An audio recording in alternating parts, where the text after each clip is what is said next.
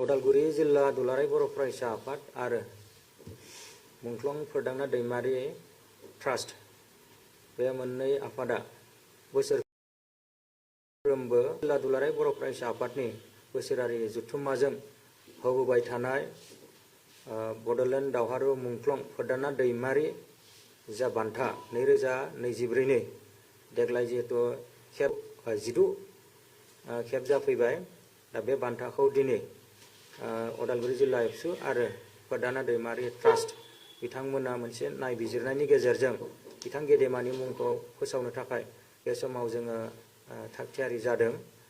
देग्लायो जोङो गासै 22टा आनसलिकनिफ्राय जोङो इन्टार उदालगुरि जिल्लानिफ्राय जोङो बेबायदि सासे व्यक्तिखौ जोङो बे बान्थाखौ बावनो सानदों। दा बे व्यक्तिखौ जोङो सोलोंथाइ बिथिङाव जोङो गोख्रोङै खामानि मावनायजों लोगोसे जोंनि हारि ओनसोल हादरावहा बिहोमा होलांनाय बेबायदि व्यक्तिनो होनो थाखाय जोङो बे मोननै आफादा मोनसे सावरायनायनि गेजेरजों थिरांथा लादोंमोन आरो बे लेखायैनो देग्लाय सासे सोलोंथाइगिरि इडुकेसनिस्ट बिथां गेदेमानो होनो थाखाय जोङो थि खालामनाय जादों आरो जों जिल्ला ABSU आरो ट्रास्टआ बोसोरफ्रोमबो बर' हारिनि बा ओनसोलनि हादरनि गुबुन गुबुन बिथिङावहाय खामानि मावनानै बिहोमा होलांनाय गेदेमा बिथांमोननो जोङो बे बान्थाखौ होबोबाय थानाय जादों।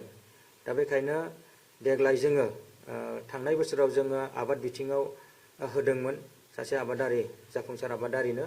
देग्लाय जोङो सासे सोलोंथाइगिरि एबा इडुकेसनिस्ट बिथांनो होनो थाखाय थि खालामनाय जादों आरो जाय गेदेमा बिथांनि मुङाव जोङो बे बान्थाखौ बावनो सानदों जों बयबो मिथियो मोनसे समनि बोखावजायै दरं जिल्लानि ABSUनि दुलाराय बर' फरायसा आफादनि गाहाय नेहाथारि 1995 आव बिथाङा जादोंमोन आरो आफादगिरि गाहाय नेहाथारिनि उनावहा बिथाङा 1997 मायथाइयाव दरं डिस्ट्रिक्ट ABSUनि आफादगिरि जादोंमोन।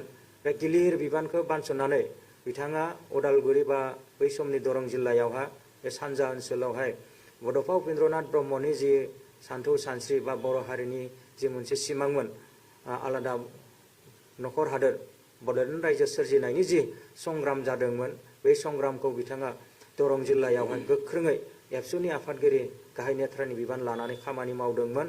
बे सोमावसारनायाव गोबां सरकारनिफ्राय होन जायखिजाया थासारिजोंनो होन दा बेबायदि गोबां जों थासारिखौ बारबोनो गोनां जादोंमोन आरो बेबायदि थासारिनिनो बिथाङा सासे जुजिलांनो हानाय माने गोख्रों व्यक्तिमोन आरो बे समाव जोङो फोरमायनांगोन बे सोमावसारनाय अबस्थायाव थानाय समावनो दरं डिस्ट्रिक्ट ABSUनि आफादगिरि थाबाय थानाय समावनो 1998 मायथाइनि 19 एप्रिल खालाराव बिथाङा मुंख्लं जादोंमोन। दा बिथाङा खम समनि गेजेराव गावनि रोंगौथि गावनि गोख्रों मेलेमनि जि नाजानाय बिथाङा जिबायदि ABSUखौ दैदेनदोंमोन सोमावसारनायखौ दैदेनदोंमोन दा बेखौ नायोब्ला जोङो बिथाङा 28 बोसोरल' जोंनि गेजेराव थांनानै दङमोन। बे 28 बोसोरनि गेजेरावनो गावनि गोख्रों मेलेमनि जि माने नाजानाय आरो जि गोख्रों मेलेमखौ लानानै बिथाङा जि सोमावसारनायखौ दैदेनदोंमोन दा बेफोर गासै बिथिंखौ नायोब्ला जों नुनो मोनो बिथाङा सासे आदर्शबान सासे गोख्रों माने मेलेमनि सासे गियानि सुबुंमोन जों मिथिनो हायो। दा बेखायनो उदालगुरि जिल्ला दुलाराय बर' फरायसा आफाद आरो फोरदांना दैमारि ट्रास्ट बे मोननै जथाय आफादा बोसोरफ्रोमबो बिथांनि जि सानथौ सानस्रि आरो बिथांनि हारियाव होलांनाय बिहोमा बेखौ अराय सम गोजोर खालामनाय आरो फैबाय थानाय इयुन जेनेरेसनखौ जोङो बोरै हारि सिबिनायनि थाखाय जोंनि ओनसोलखौ जौगानायनि थाखाय जोंनि जे आद्रा थानाय बड'फानि जि सिमां आलादा बड'लेण्ड रायजो सोरजिनायनि थाखाय जोंनो जि इयुन जोलैखौ जोंनो थुलुंगा नांगौ बेबायदि गिदिर लिडार्सनि जोंनो सानथौ सानस्रिखौ जाहाथे आदर्शखौ जों फैबाय थानाय इयुन जेनेरेसननो जों होलांनो हायो बिनिनो मोनसे नेरसोन हिसाबै बे बान्थाखौ जोङो बोसोरफ्रोमबो जिल्ला ABSU आरो फोरदांना दैमारि ट्रास्टआ होबोबाय थानाय जादों। फोरदांना दैमारि ट्रास्टआ जाबाय उदालगुरि जिल्लानि सिङावनो थानाय पानेरि दख'रानि सिङाव गोलैनाय सोमलिगुरि गामियाव बिथाङा 1970 मायथाइयाव जोनोम जादोंमोन आरो 1998 मायथाइयाव बिथाङा मुंख्लं जादोंमोन। दा बिथां गेदेमानि मुङावहाय जोङो देग्लाय जिहेतु सासे सोलोंथाइगिरिनो बे बान्थाखौ बावनो सानदों आरो बे बान्थाखौ जिहेतु उदालगुरि जिल्ला दुलाराय बर' फरायसा आफादा आफादनि बोसोरसालिया जथुम्मायाव होबोबाय थानाय जादों। देग्लाय जिहेतु उदालगुरि जिल्ला दुलाराय बर' फरायसा आफादनि बोसोरसालिया जथुम्माया 18, 19, 20 माने डिसेम्बर खालारावहा सानथामनि मेहेरगोनां हाबाफारिजों नोलोबारि दखरानि सिङाव थानाय लाल बाहादुर शास्त्री गोजौ फरायसालिनि गेलेग्रा फोथारावहाय खुंफुंनो थाखाय जोङो साखाफारा जादों आरो बे बान्थाखौ जोङो 20 खालारावहाय जोङो बावनाय जागोन। दा बे गेदेमा सुबुंखौ जोङो नायबिजिरनायनि उनावहा जोङो थिरांथाव फैबाय जे बे नोलोबारि ओनसोलनिनो सासे माने गोख्रों माने बै समनि स्टुडेन्ट आथिखालाव जितु सासे हारिनि माने गेदेमा सुबुं सम्पद आरो बिथाङा आथिखालावहाय हायद्राबाद माने सेन्ट्रेल इउनिभार्सिटियाव बिथाङा इक'नमिक्स बिफाननि रांखान्थि बिफानाव जितु बिथाङा प्रफेसार खामानि मावना दङ बिथां गेदेमानि मुङानो जाहैबाय प्रफेसार फनिन्द्र गयारी सार। बिथांखौ जोङो देग्लाय 2024 मायथाइनि जे 16थि फोरदाना दैमारि बान्था जों बे बान्थाखौ बावनाय जाबाय बा जागोन होननानै जोङो दिनै जिहेतु प्रेस मिटनि गेजेरजों डिक्लेरेसन खालामना होबाय रायजो राजा नोंथांमोन साफ्रोमनोबो फोरमायहरनाय जाबाय आरो जिल्ला एबसु आरो ट्रास्टआ बे बान्थायावहाय जोङो बिथांखौ मान बावनाय हिसाबै जोङो साइटेसन थागोन, रां एसे थागोन आरो बिनिफ्राय जोङो इन्दि गस्ला थागोन। दा बेबायदि ममेन्ट' थागोन एबसुनि मानगोनां सार फनिन्द्र गयारी सारखौ जोङो बे बान्थाखौ जोङो बावनाय जागोन। एबसुनि बोसोरसालिया जुथुमायाव जोङो बेखौ अलरेडि आङो फोरमायखाबाय 18, 19, 20 खालाराव जिहेतु जिल्ला एबसुनि 50थि बोसोरसालिया जुथुमाया नोलोबारियाव जागोन जिहेतु लाल बाहादुर गोजौ फरायसालिनि गेलेग्रा फोथाराव। दा बेखायनो आङो बे समावहा जिल्ला एबसु आरो फोरदाना दैमारि ट्रास्ट मानगोनां ट्रास्टनि आफादगिरि गाहाय नेहाथारि बिथांमोना दङ आरो जिल्ला एबसुनि जोंहा बुंथिगिरि बिथाङाबो दङ। जों बे समाव बे बाथ्राखौ फोरमायहरबाय। दा दसे जोंनि फोरदाना दैमारि ट्रास्टनिफ्रायबो बेनि सायाव फंनैसो बाथ्रा फोरमायगोन। आंनि बिथिंनिफ्राय आं बेखिनिखौ बाथ्राखौ बुंबाय। देग्लाय 16थि बड'लेण्ड दावहारु मुंख्लं फोरदाना दैमारि जि बान्था बेखौ सार प्रफेसार फनिन्द्र गयारी सारनो जोङो बावनाय जासिगोन होननानै रायजो राजा गासैनिसिमबो फोरमायहरनाय जाबाय। गोजोन्थों। बयनिसिमबो नैबे मिडियानि गेजेरजों रायजो राजानिसिम मुंख्लं फोरदाना दैमारि ट्रास्ट आरो उदालगुरि जिल्ला दुलाराय बर' फरायसा आफादनि जानानै गोजोन हामग्लायनायखौ बावहरबाय।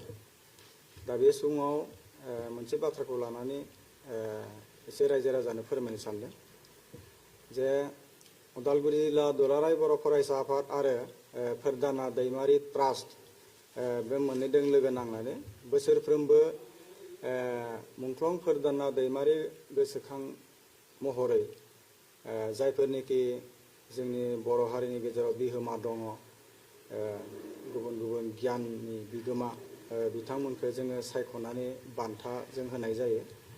आरो बे हिसाबैनो दिनै जोङो सासे जोंनि मानब सम्पद होनना बुंनांगोन बर' हारिनि थाखाय बिथांखौ जोङो दिनै फोसावनो नागिरदों। मुंख्लं फोरदाना दैमारि ट्रास्ट आरो उदालगुरि जिल्ला दुलाराय बर' फरायसा आफादा जथायै जि मोनसे बान्था जों बावो आरो बेखौ फोसावनो मोननानै जों गोजोननायखौ जों फोरमायदों।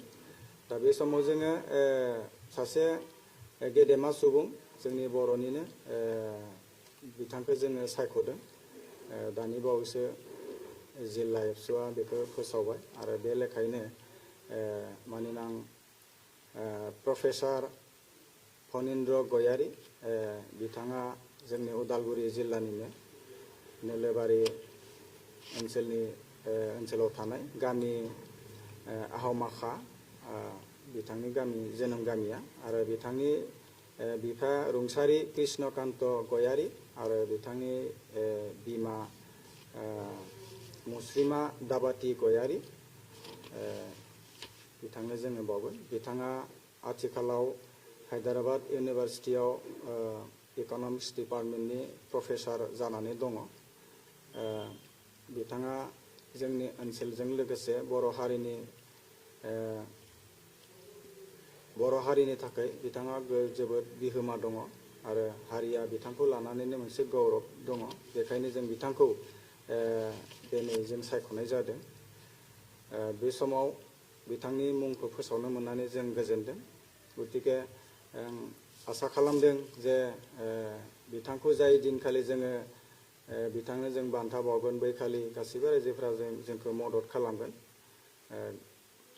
बेनिखायनो फैगोन 20 तारिखआव नोलोबारि दखरा एबसुनि सिङाव थानाय लाल बाहादुर शास्त्री गोजौ फरायसालिनि गेवलां फोथाराव बे मेहेरगोनां हाबाफारिखौ लागोन आं आसा खालामदों बयबो लैहोर लैहोर फैनानै बै खालि बे हाबाफारियाव मदद आरो हेफाजाब होफैगोन बेखाय जोंनि जा माने देग्लाय बोसोरनि थाखाय सायख'जानाय जा बिजाथि बे बिजाथिखौ दिनै जोङो बे मिडियानि गेजेरजों जों फोसावबाय बेखायनो बै सानखालि जों लैहोर लैहोरै बिथांखौ जोङो गोसो गोरबोजों बरायगोन बेखौ फोसावनाय जाबाय। गोजोन्थों।